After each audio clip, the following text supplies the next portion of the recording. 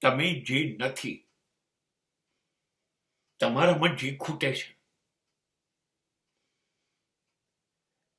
એને પ્રેમ કરો. તમારામાં જે છે એ તો છે, એને પ્રેમ નથી કરવો.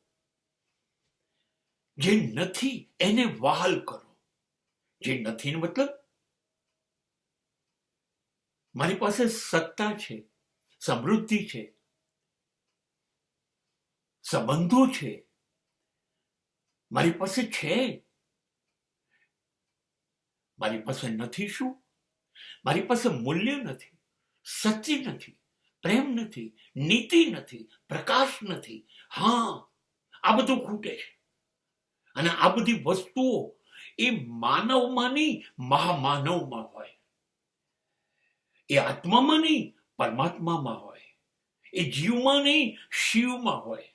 એટલે મતલબ પરમાત્મા બનવા, શિવ બનવા, મહામાનવ બનવા જે ખૂટે છે એ બધી વસ્તુને પ્રેમ કરો અને તમે જોજો તમે બુદ્ધ બની જશો.